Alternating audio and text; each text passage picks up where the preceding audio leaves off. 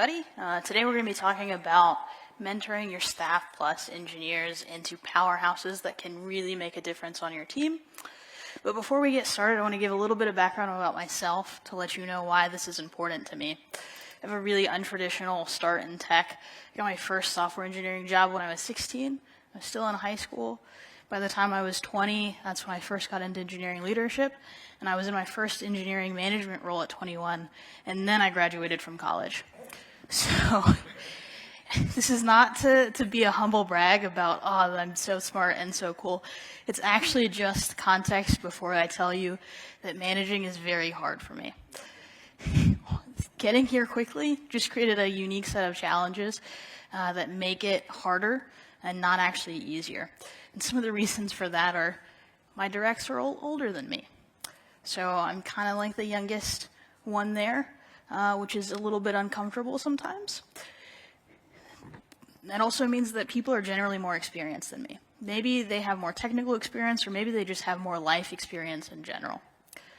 They're also taller than me, which in a remote world is a little bit okay, but it's kind of awkward when you have your on-site and you're like, hi, I'm your manager. So maybe this doesn't resonate with all of you really well, but I think that there's some things in here that will resonate with you. So here's a question to all of you. Have you managed someone that you've perceived could be smarter than you? Maybe they have more tenure at that company than you do. They got to a more technical place in their career than you ever did before you went into management. Potentially, they have more privilege than you in normal life. Maybe you're a part of a minority group in tech. Maybe you're an immigrant. There's so many things that could make somebody else more privileged than you.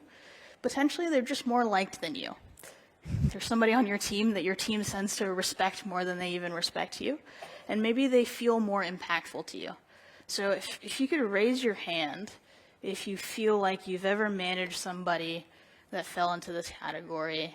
Okay, I think some of you are lying. That's okay. All right, so keep your hands up. Keep your hands up, hands up. Okay, did they ever have performance problems? If they ever had performance problems, go like this. Great. Okay, that was a lot of you, so this talk was not a waste of time. So here's a little story time. In 2022, I joined this new company. It was like the dream job I'd always had. I transitioned from this middle of the nowhere. I live in Tennessee. I don't have a lot going on there, but we had this one startup, and now I was going to go work at the San Francisco-based company that was about to IPO. My personal team size doubled. Now I was managing a full-stack team. I had never heard of Scala before I had the interview. I learned what that was, and I was now going to be managing a team of engineers who worked on Scala. The last team that I had, I built out myself. I got to hire and pick each person, put them in the dedicated role that I thought was great, and now I was walking into a team of people that were super experienced, but they've already been there. They've been at the company for longer than I have, and I had these two staff engineers, and they were so smart. They were so talented. They had a plethora of knowledge that I did not have. So I came in thinking this is going to be the best job ever. They're going to handle everything. I'm going to get the credit, and it's all going to be sunshine, happiness, great. That was not the case. It was actually a giant dumpster fire that nobody told me about during the interview process. There was huge resentment that got built up between these staff engineers and the current management that was in place. So after my first week of all happiness, I got to the real part, one-on-ones with everybody. So my boss, my director, all these people, they could not wait to tell me that my team was chaotic. They were missing deadlines. They did not know how to deliver software. And anything that they actually finally did release was riddled with bugs. And they couldn't really get to any of the engineers and really understand what the reasoning behind it was. And actually, these staff engineers that were responsible for this stuff, they were so negative at that point that they were dragging the entire team down with them. So, okay, I'm a new person.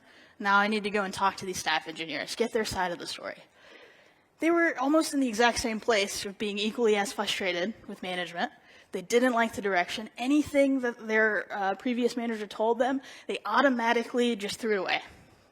They didn't care how valuable it was. It was just, blanket, I don't like the way that you manage me. So I spent quite a bit of time listening to both sides. But ultimately, I didn't just come there to listen to people. I had to do something. I had to action on it. So I realized, okay, my responsibility is to make sure that this team is successful. It's my key objective while I'm here. How can I do this with this team that is riddled with issues? My guiding star was I needed to empower and guide my staff engineers. There was no point in me throwing in a ton of time and effort into my junior engineers because they couldn't mentor anybody. They themselves were trying to figure it out, and I was stretched with time. I had lots of paperwork and people, and I couldn't dedicate that much time to training from the bottom. But what I could do is go to those staff engineers who already held a respect in the company and with their team. So this was a big feat. I basically came up with 4 ways to do it. And this is not a silver bullet, I don't think. It's more about 4 things that really worked well, that I think can be flexible enough, that can work for your particular team, different circumstances. They're super flexible. They're more like guiding principles. So we got to connect with them, gain their respect, give them feedback, and then ultimately trust them. So these are the 4 main points of the talk today, and we'll go over each one of them in detail. So the first one is take personal interest in them as a human being and connect with them. So I know that engineers get a really bad rap of not maybe being human, but we really are human, right? No matter what your level of experience is, no matter how intelligent you are, at the end of the day, you're a human being. And as managers, it's our job to treat our people as human beings. So the first thing I did, get to know them. And you can do this too. So just think about the people that you manage. Do they have cats, dogs, super pets, small human children, spouses? Just figure out what their family is. Ask them about them. Remember their names.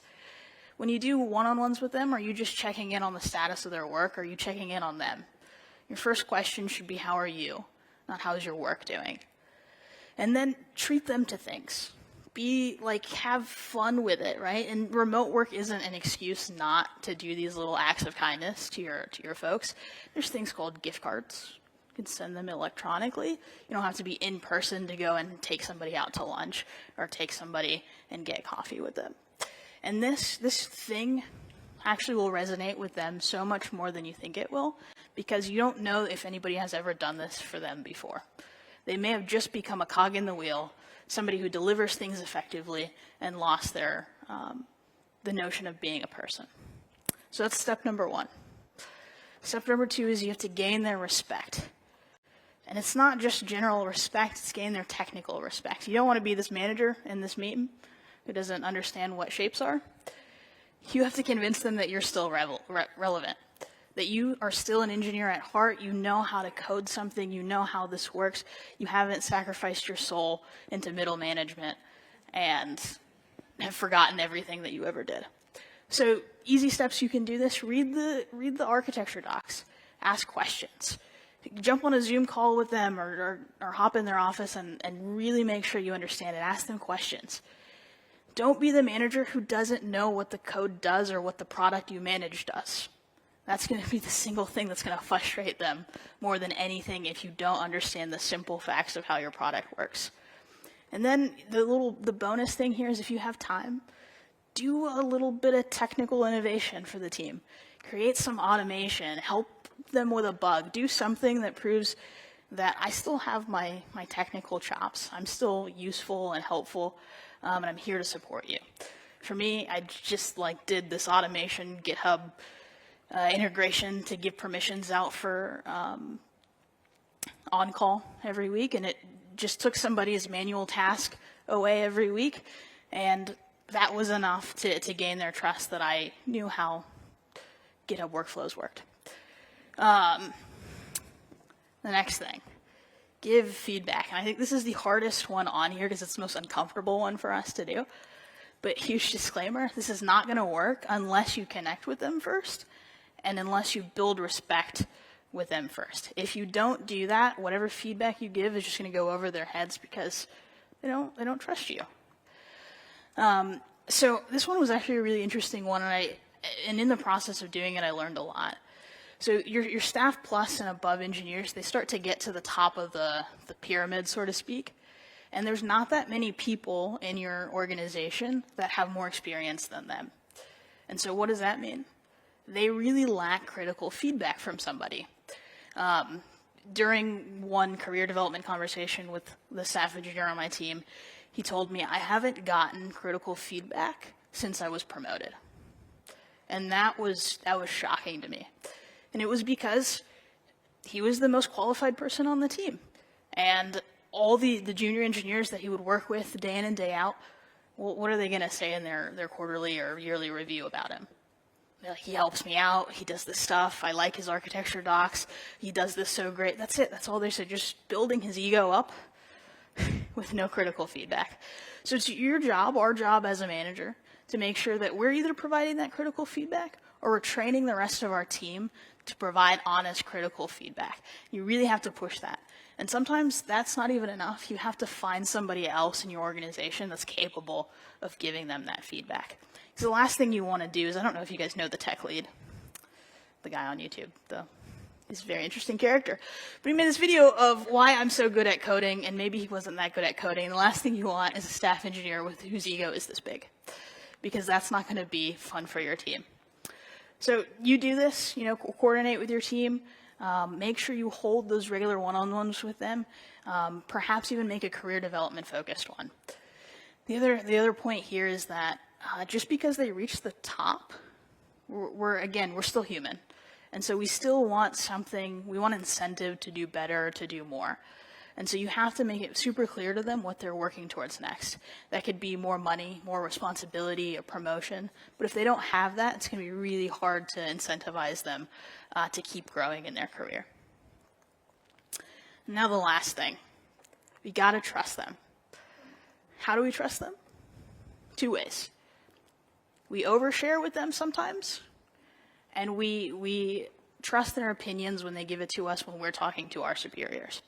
So as managers, a lot of times we have access to these senior leadership meetings, maybe cross-cutting. We know more about the business than an IC might.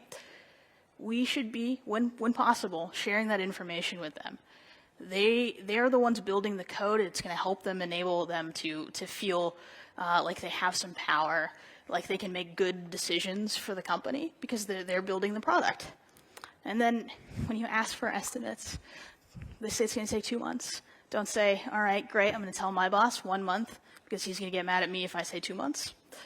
Don't do that. That's going to break your trust with them a ton. So that's it. Recap. It's your 4 things. 4 things. Connect, respect, give feedback, and trust them. And your success metrics, you're going to see delivery improvements. You're going to have healthy team relationships.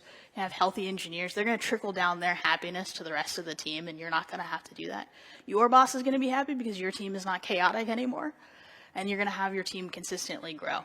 And I didn't know this, but these messages, when I left that job, the staff engineer sent me this message. And it was kind of like the most emotional moment I've had in my career of, oh God, all that tension that I took, all that work that I did trying to help you, it actually meant something to you.